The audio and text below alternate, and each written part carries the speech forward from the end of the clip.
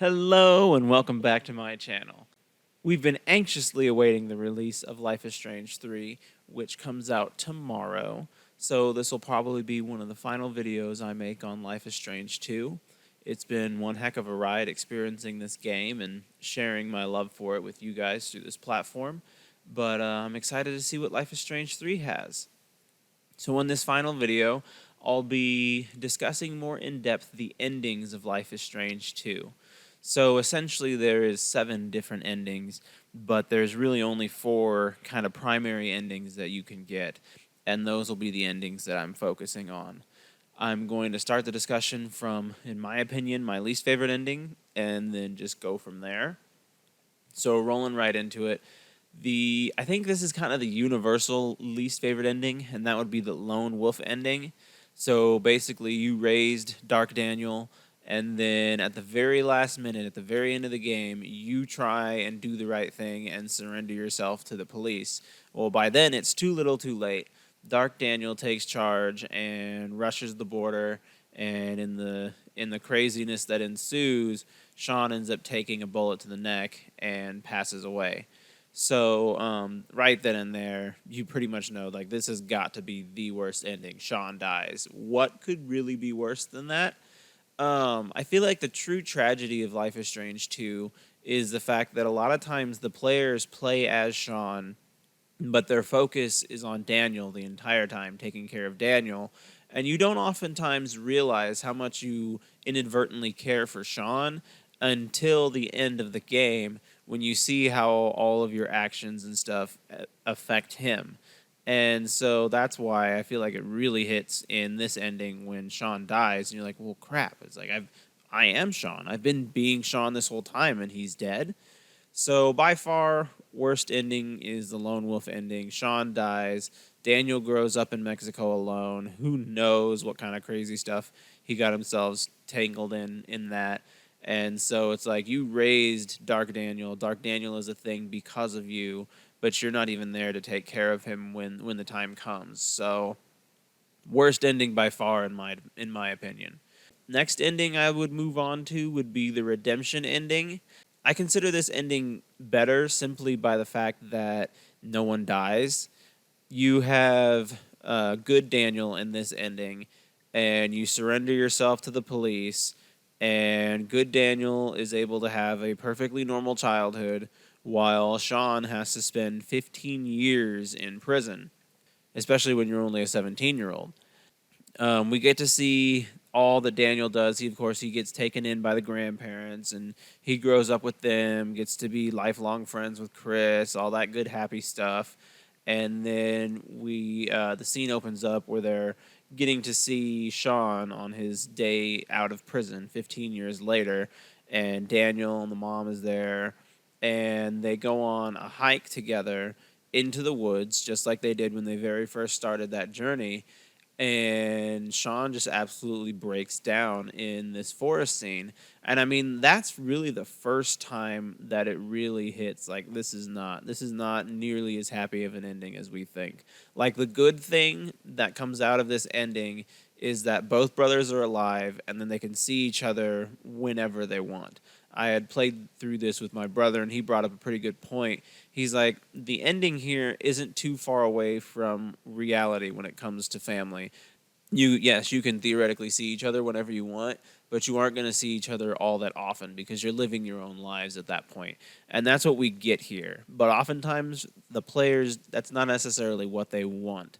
So you see his breakdown in the forest. That's kind of the first tragedy.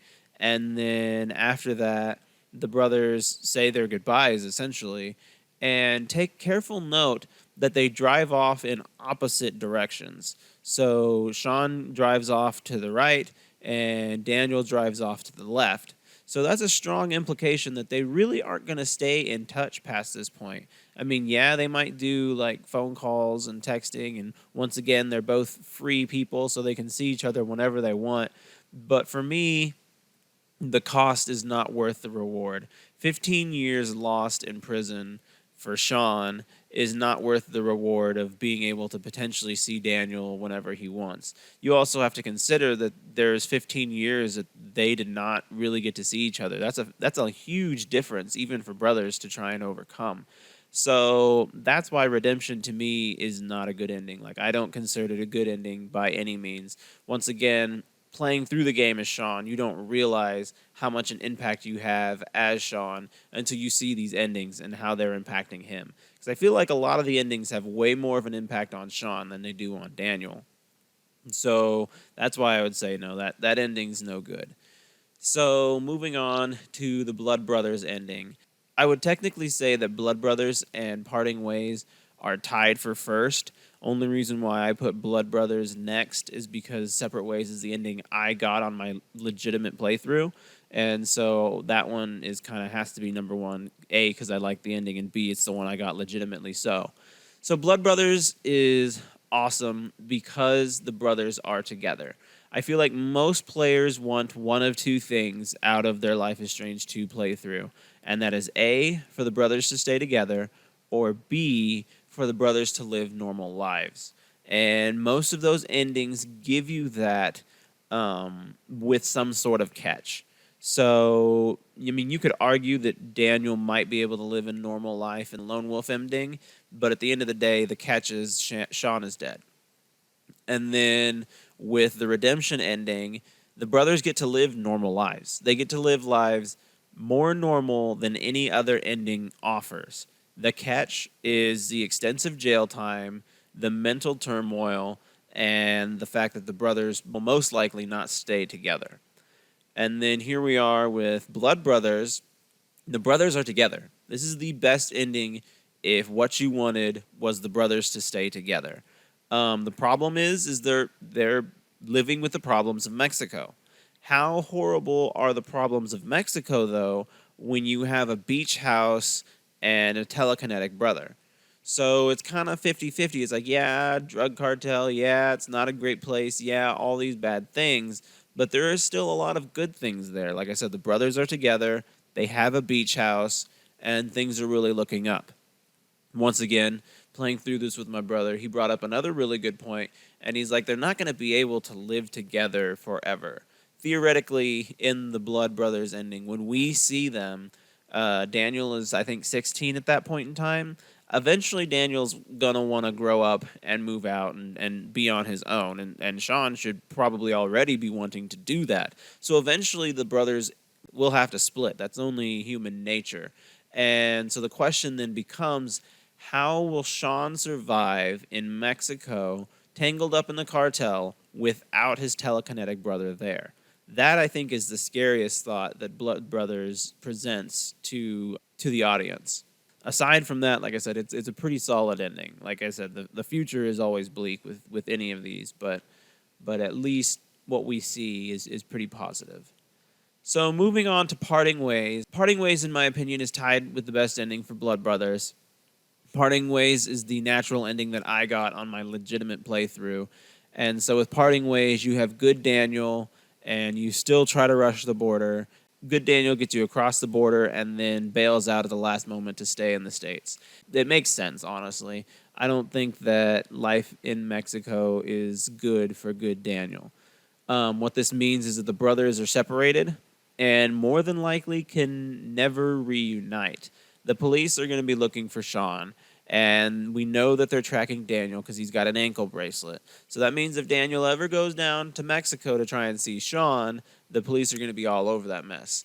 So Parting Ways pretty much guarantees that outside of the postcards that Sean is sending, these two aren't going to ever have a physical relationship. And that is probably, that is the worst part of this ending.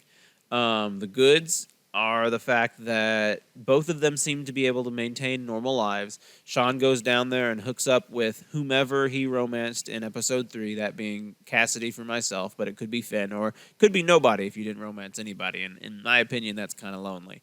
But at any rate, in these postcards, he seems happy. We can't guarantee that he's not fighting with the cartel down there, but it certainly seems like he's probably not if he's able to send out postcards and hang out with Cassidy and Finn and whomever. So it seems like that's probably the happiest ending for Sean, because aside from that, you have him and Daniel in Mexico, and they're definitely fighting the cartel. You have him dead, or you have him going to jail. So best ending for Sean is probably parting ways.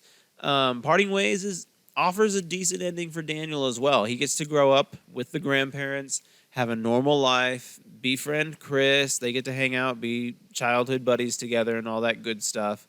I will say that Daniel seems notably not overly enthusiastic in this ending. I mean, that considered, Daniel's character seems pretty unmoved by all the endings. Like, he's been through some stuff, and you can see that. But I don't know, something about this ending in particular. Like, he's supposed to be happy. He's living a normal life. He's in the States. He's with his grandparents. He's hanging out with Chris. Why isn't he happy? And that's probably the part of this ending that really kind of makes me kind of wonder what's going on there. But at any rate, like I said, Blood Brothers, Parting Ways are the best two in my opinion. And I just can't say enough how well written these endings were. Like their ability to give the audience what they want while balancing it out with a consequence that's bad enough to make the audience question what they really wanted. It's a brilliant way to write an ending, and all the endings are great in their own way. It's just a matter of what you wanted out of the brothers. So thanks for watching. I hope you enjoyed this, and I can't wait to start making some Life is 3 content.